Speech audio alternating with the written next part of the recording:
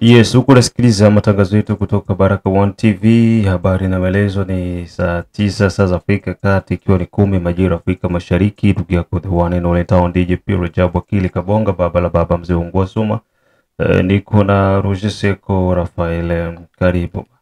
Jambo bwana Rajab Kiza Kabonga kwenye Baraka One TV tena mara nyingine ili kuwaletea habari.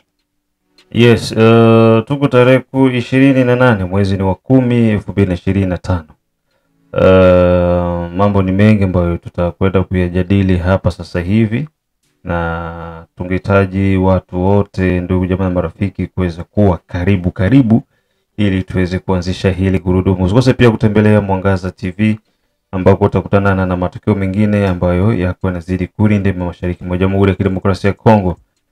Katika vichwa ambavyo tutakwenda kuvipasua sasa hivi ni M23 kuendeleza uporaji, uwizi pamoja na kuiba mpaka mbuzi za wananchi. Yeah.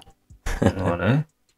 So pia maandalizi ya Chivanga ambako wazalendo wameweka makazi na waliingia pale Chivanga tokea tarehe 13 za mwezi huu, na wako wanaweka maandalizi, na maandalizi yameanza pale kwa ajili ya kuweza kukamata wote mji wa Kavumu, kwa sababu mpaka sasa hivi tunazunguruka uwanja wa Kavumu. Tuko ndani ya Kavumu lakini bado hatujachukua uwanja wa Kavumu.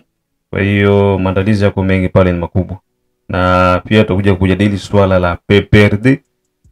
Serikali ya Jamhuri ya Kidemokrasia ya Kongo imeamua sasa rasmi kuweza kufuta kazi zote za chama cha PPRD. Kisa na mkasa tutakuja kusikiza hapa kupitia Baraka One TV.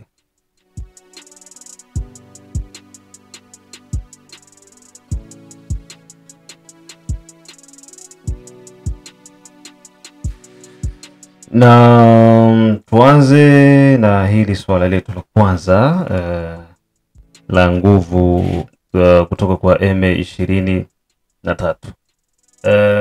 Hii wiki nzima bwana Roger Seko imekuwa ni wiki, tuseme ni wiki ya mibaraka. Ndio. Wiki ya mibaraka kwa sisi wananchi, lakini pia imekuwa ni wiki ya hasara kubwa kwa magaidi wa M23. Drone za FRDC pamoja na ndege ziko zinafanya kazi kubwa. Kwanza juzi avion de chasse zilitembea mvile ya Goma. Ndio. Na drone. Unaelewa? Sasa watu raia waliona vile waka raia wakafurahi sana. Wasema labda ukombozi ndio unakuja. Sasa raia wako wanategemea kwamba ndege zikipita na zianze kubombardi. Ndio, wakati nao wataweza kuwa victim. Unaona? Wakati hiyo ni hasara kubwa kwao. Kwa hiyo ndege zilipita tu kufanya kitu kinaitwa demonstration de force. Hiyo inakuwa kwenye masuala ya kivita. Ili kuonyesha wao wanasie tuna nguvu na tunaweza ndio kufanya hivi. Kwa hiyo zinapita kwanza puu zikazunguruka, baadaye zikarudi. Ile iko na maanisha kwamba uwezo tunao, nguvu tunayo, ni muda tu. Ni kitu cha muda. Sasa M23 baada ya kuweza kupata vipigo kwa maeneo ya Twangiza kwenye kile kiwanda cha madini ambako walikuwa wameanza kujaribu tena kukisimamisha, lakini tena wakapiga. So pale kuna skendo iko pale. Wanasema kwamba kuna takriban kama dola milioni 700 hivi kama na 20 ambazo zilikuwa zinakuwa detourne pale. M23 wanasema zilikuwa pale ni kwa kota ya mzee wa nchi bwana Felix Tshisekedi, na yote ni baada ya bombardement. Sasa wanaanza kutupa malawama kwamba biko na bombarde pale juu ya zile franga zenye zilikuwa ziko pale. Anafanya reference na yeye gisa aliweza kuingia mu rebellion bosi tu na Ninanga. Ile frustration ilimkuta baada ya kunyang'anywa ile makarimi zake na vitu gani, ndio ikafanya naye pia aingie mu rebellion. Sasa anaanza kutoa kile kizingizio kwamba rais naye anahusika na vile, licha kwamba rais anaweza kuwa anahusika na vile. Haiko ndo sinonime ya mabombardement. Sasa baada ya vipigo hivi M23 wakaanza kuingia kupora mbuzi za watu, makuku, mabata. Ile wanasikia wanakuambia ushakosa ya mama na nini ya mbuzi. Nisema upande wa M23 inakuwa ni muda wao sawa kwanza pora. Sasa ndio maana raia wanatakiwa kuwa makini kwa wakati huu. M23 kwao wanaona kwamba vita vinaenda ishi, utafanya haya ujikute M23 akikulipa akikupatia hata pesa za kutosha. Acha kutosha unapigana, ndugu zako wanakufa, unakajiuliza hivi niende fia nini bure. Acha na mimi niende naiba hata mbuzi moja. Angalau nikifika nayo hiyo inaweza kanisaidia, hata nikiuzisha hata ile ndogo itanisaidia kunipatia nauli na naendelea na safari na kimbia na hii vita ambavyo vinakuwa vigumu kwa upande wao. Vita inakuwa ni gumu sana. Sasa hii nani wanasema kwamba wao ni armée révolutionnaire, si ndio? Ndio. Sasa kama ni armée révolutionnaire, armée yenye inakuwa kulibere population. Ndio. Haete na wataza kubaiba watu mbuzi. Ukiona kwa hii video hapa, unaona ni mbuzi ndo ziko zinafungwa na makamba, banakimbia nazo. Banabeba mbuzi na wengine mmasaki biko na mamiogo. Ndio. Hiyo mara hiyo kuhusu miogo pale niseme upande mwingine ni njaa ishakuwa mingi. Ravita imekuwa inatokea Rwanda haifiki tena kama vile inavyohitajika. Na wataisha Rwanda na kwa sababu ile baba yao amewaachilia, sasa watafanya haya.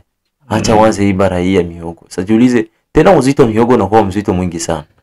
Miogo ina uzito sana, wewe usikie tu hivi kwa microphone, lakini wakikupatia tu demi sake tu ya miogo utembee na kutoka Mulongo Uvira mpaka Kavimvira Makawisi. Kama kwa mwanaume utafumuka na yasho ya ajabu na utapondekana na nguvu ya ajabu. Sasa jiulize wao wanaanza iba na miogo ya ule uzito wote miogo walikuwa nayo na waanze bikimbezana mambuzi zao. Hii ni kuonesha upande wao imevula vibaya sana. Ndio maana tunazidi kuwa nawaambia kwamba watu wote mnapoona mapigano yanaanza, fungeni nyumba zenu vizuri. Sawa? Usikimbie bila kufunga nyumba. Ndio. Juu hawa jamaa ni bamwizi.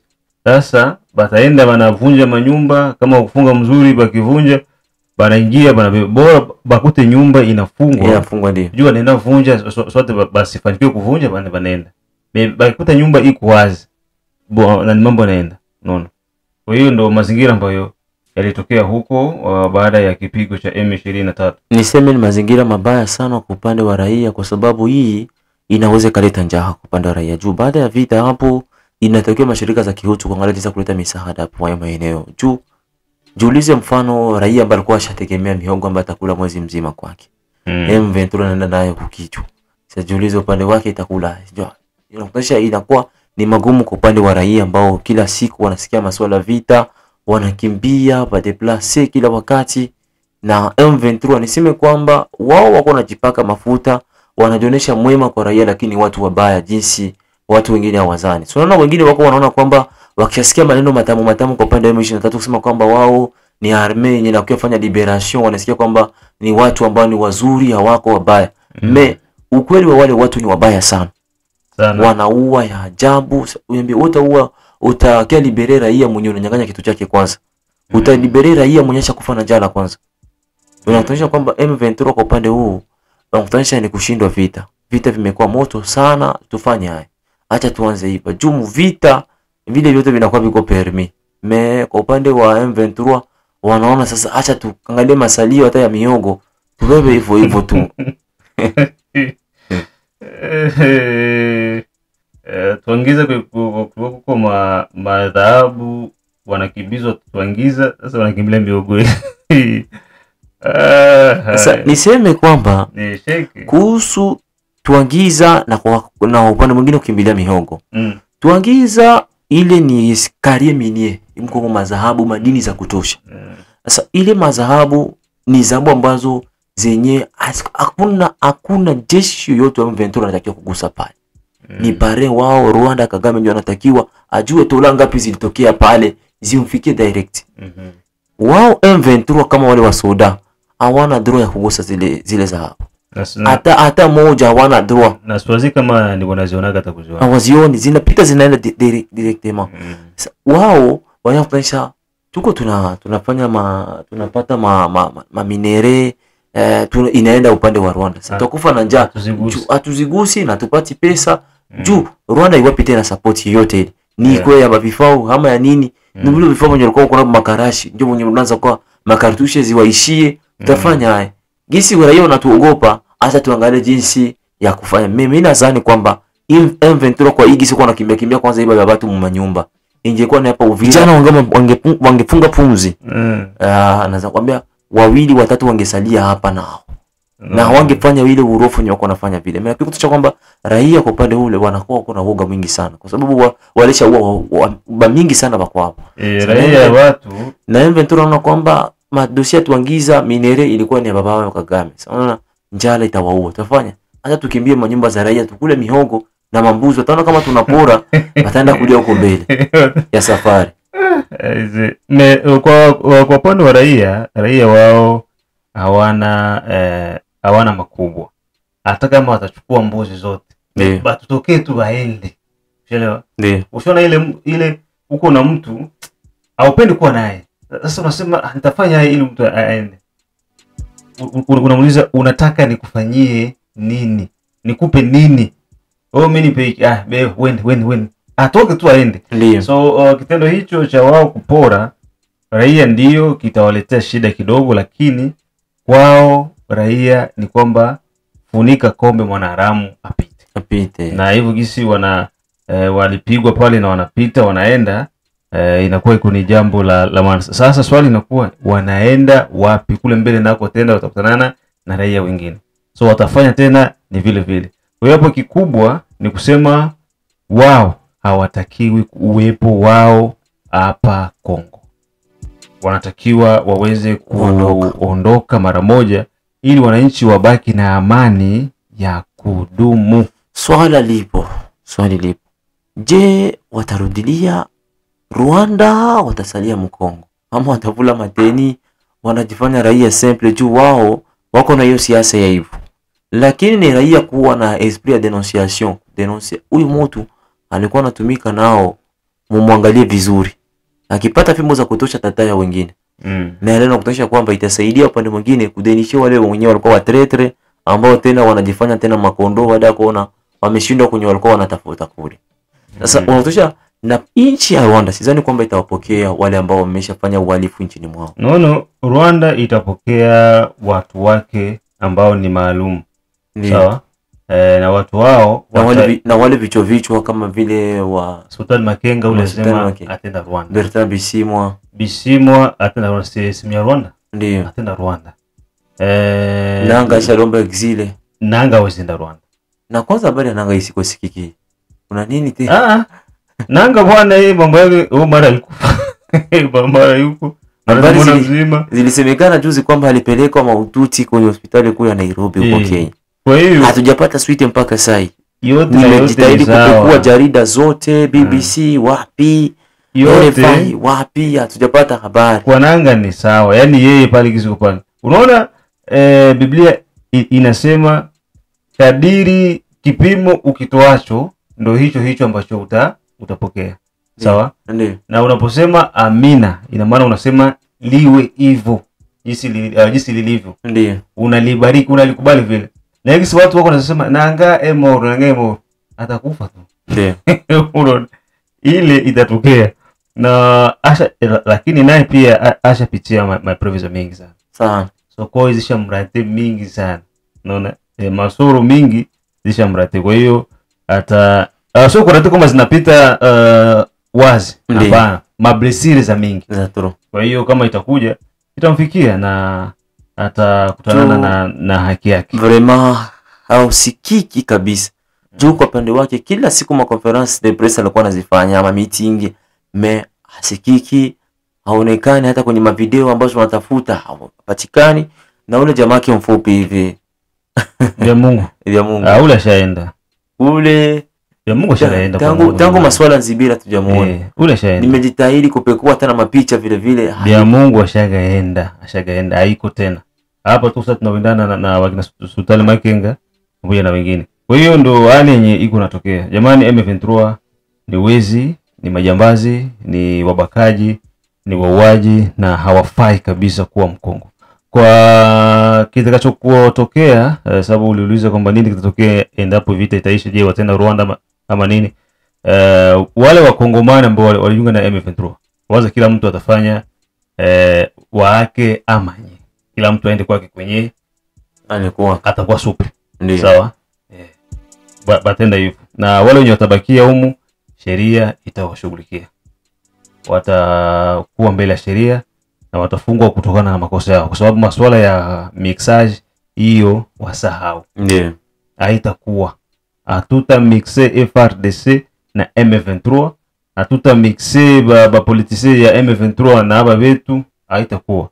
Kwa hiyo mwenye iko naenda kule aende, lakini ajue kwamba siku zao zinakaribia. Kuna swala la maandalizi ya wazalendo juu ya Kavumu. Kavumu inakuwa ni kastete. Ndio. Kastete sana. Paswa kichwa. Watu wanalia Kavumu. Wanataka waone wazalendo wako mwa aeroport ya Kavumu. Ndio. Sasa na wazalendo nao pia wako deja ndani ya Kavumu. Ni sasa na Nzibira sasa hivi. Nzibira sasa hivi parti kubwa ya Nzibira iko mikono ya wazalendo na FRDC. Ushelewa? Kale kaeneo kadogo ndio kiko mikono ya M23.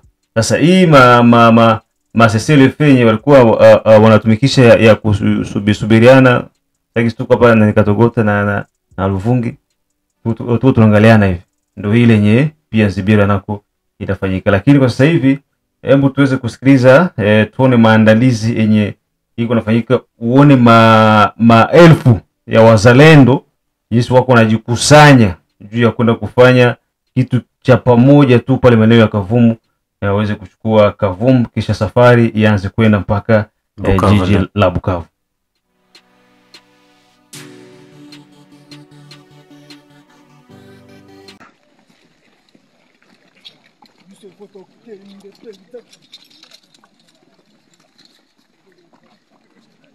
Oui.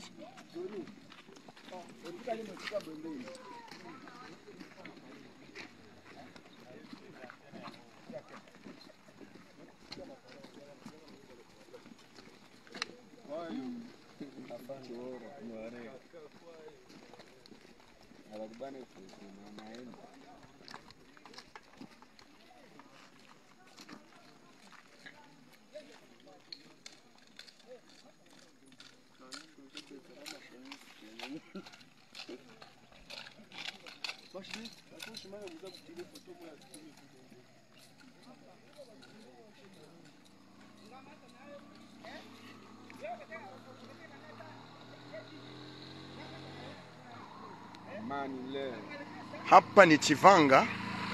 Hapa ni Chivanga. Naona namna gani majeshi yanakuja kwa wingi.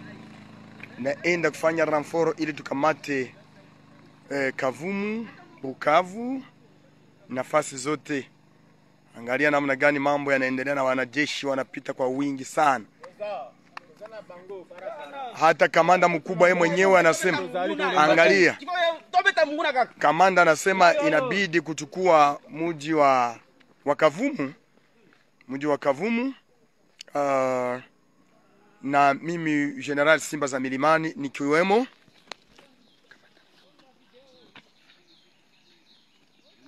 Kavumu kabisa inabidi ichukuliwe na mji mkuu wa Bukavu. Na wale maadui watatukimbia. Watajua mambo namna gani inafanyika.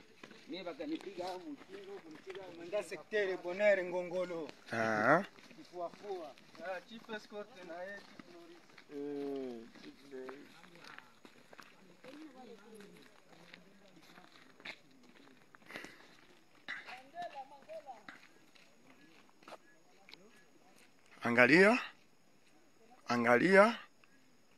Leo ikiwa siku ya kwanza mwezi wa 10 mwaka 2025, majeshi haya yote yanashuka yakienda kubomoa vibambazi vyote.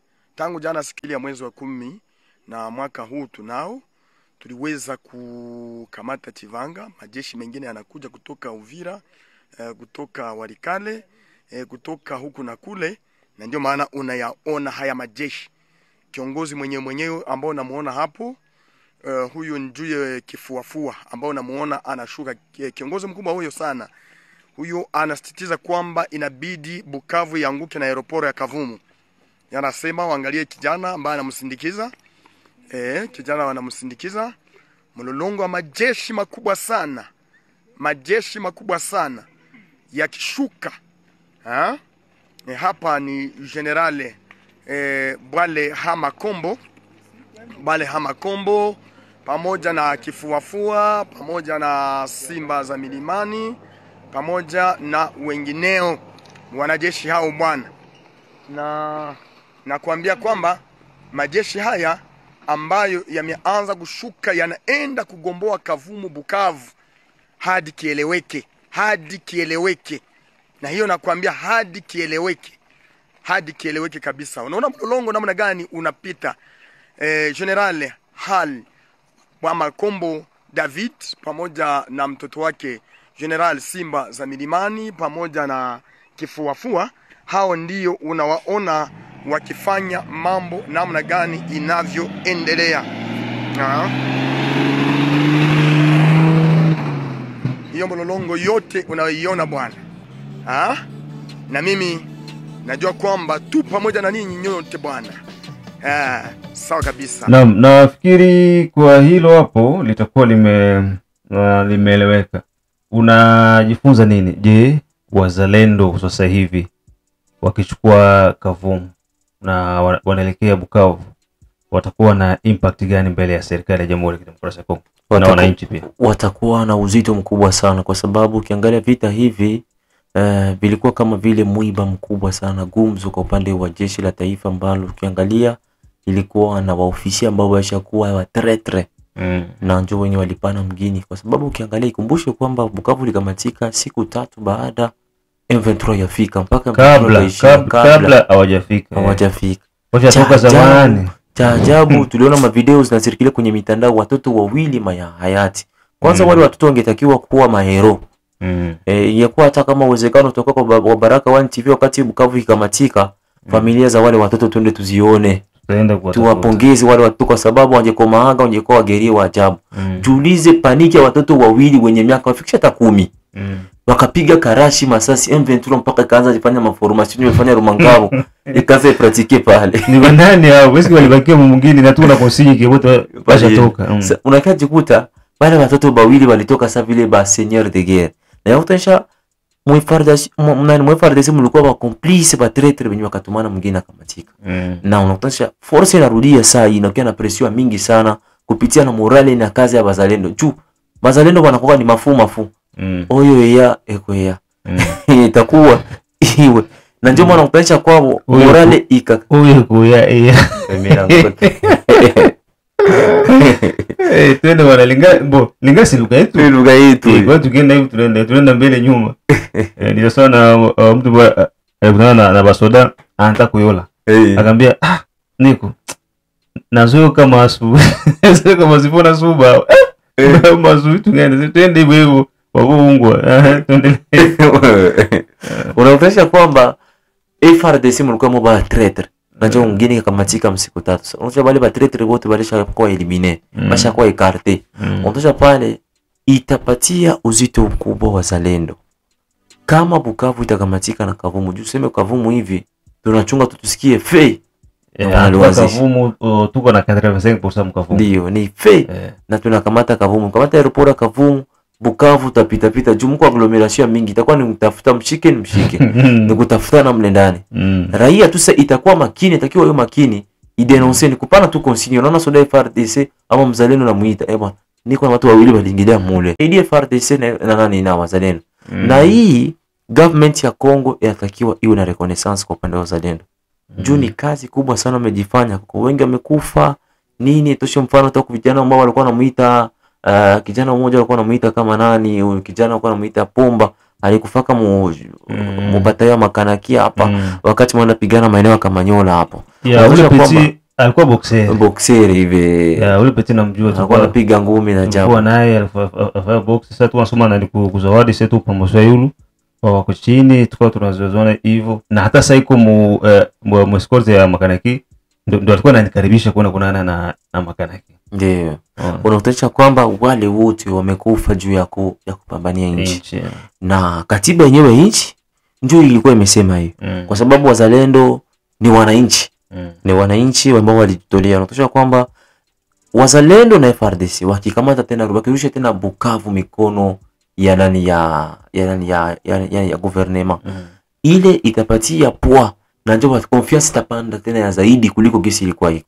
Na njoo pale Ikiwa kwamba ujumbe tawafikia, ilikuwa mtana pana minisio ya ajabu kuliko ile walikuwa nawapa. Jua Komboi na Bukavu.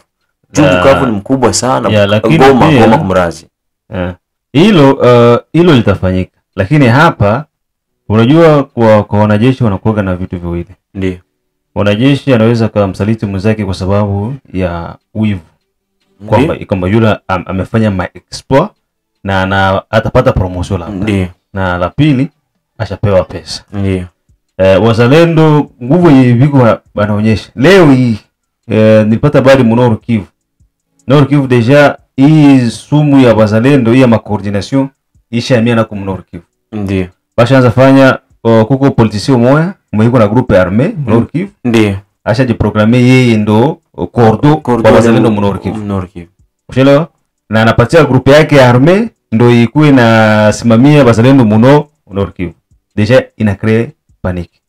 Na ukiangalia groupe yenye iko nguvu Nord Kivu tunaijua. Ndio. No, tunaijua kuko kina Janvier Karaire, kuko Guidon, ushelewa? Wale ndo wako wanafanya exploit Nord Kivu, lakini washa tengeneza siasa ishaingilia mwazalendo na ndio hii pia wanakiona kwamba kuko usuku mbeleni mwingine kikombolewa kutakuwa supu nzuri. Na ndio hii wasiwasi yangu iko hapa. Ndio. Hii ndio wasiwasi yangu. Sawa, wazalendo wanafanya hii kazi kubwa, wanakomboa mingine. Je, avenir yao kule mbele itakuwa sombre ama itawaka? Kwa sababu tuko na mfumo wa rade itawafanya wakuwe arme ya reserve. Ndio. Na arme ya reserve biko na avantage moja sawasawa na FRDC. Même salaire. Ndio. Donc biote vile vile. Kama FRDC anapata 100 na iko ni 100. Kama anapata bunga naye anapata bunga. Zile ndio zinaandikwa selon charte ya rade. Je, ba politicien yetu abata vuruga hivi vitu huko mbele?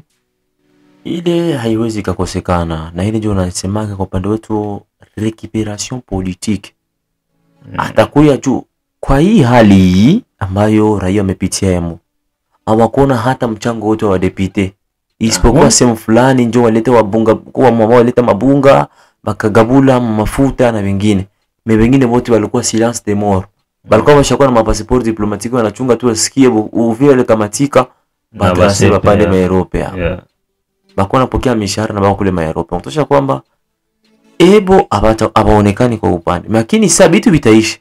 Batakuya wao angalia mimi nakasaidia wazalendo sasa wakati fuyo ilishaishi. Unaingia kuonesha kwamba ni hali sio nzuri, ni ya kujipendekeza. Mimi naweza kusema vile. Juu tunaona politicien ni watu wanatafuta kama intérêt tu. Kwa upande wetu wa Kongo ni intérêt ndio wanatafuta. Kwa sababu hawezi akakusaidia kitu 100% umeona yua nini nitakutosha kwako wewe. Si sawa na hii ni Simba Dudu kunafanya. So Simba Dudu iko na organize Simba Dudu Cup sijui. Ma competition ya kabumbu. Ndio. Watu wanakula kama ni $1,000, $2,000. Hizo nafikiri ni bure. Hapana sio bure. Ngoja wakati ya election utafika mnivote. Ukishamvote ulifanya nini? Angalia ile championnat mimi nimepatia. Championnat ndio itatufanyia nini? Muvira championnat. Donc ifiki wakati watu wajue kwamba bapoliticiens ya Mkongo ni bafarser. Abiko bakuaminia. Muaminie politicien mwenye iko nafanya vitu hapana mwenye anakuja kuaida kwamba nitakufanyia hivi fanya hivi. Bongo. Sio wote ni bafarser bwana kwanza. Asilimia kubwa. Ndio, asilimia kubwa. Hebu niambie hapa Uvira nani mwenye yuko farser? Mwenye yuko farser. Badepite vitu hapo Uvira. Nani mwenye misara yuko farser? Nani? Misari. Amini kabaka jisi bitakwira. Yeah.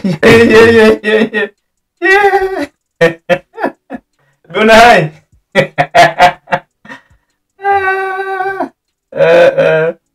Simbona haujasikia bidepite mwa anatengeneza station Sange. Iko atengeneza station Ni wananchi sini yake? Yake ndio. Sasa ile franga itaona ina kumfuko wako. Ni vyake vile vyote. Unaona? Si hatuna faida mwili. Sisi depute iko na kazi zake 3. Ana zaidi hapa. Ndio kuvote malua, kufuatilia serikali na kutetea wananchi. Zile kazi 3. Kutengeneza sheria. Hebu niambie avec situation tu unapitia nje. Sheria gani zamani ziko natengeneza. Washatengeneza sheria moja kusema kwamba hakuna integration ya mtu yoyote ama kupostile mtu yoyote mwenye alipita mouvement rebellion. Ile ni sawa na ile nilikuwa napigana kila siku. Ile kwanza ina décourager ba seigneur de guerre kuna mpori ku create magroup armé juu wakifanya hojo. Ule hawezi kuingia ndani kwa election, ndio? Ndio. Eske ilipita mu assembly? Bado haijapita. Unaona. Eske bana nipate vote? Hawezi kuivote. Unaelewa? Juu wewe ndio bina group ya armé. No. Donc tuko na mafarse. Uko na proposition sheria yenyewe kwamba asilimia kubwa ya wale ni ba seigneur de guerre.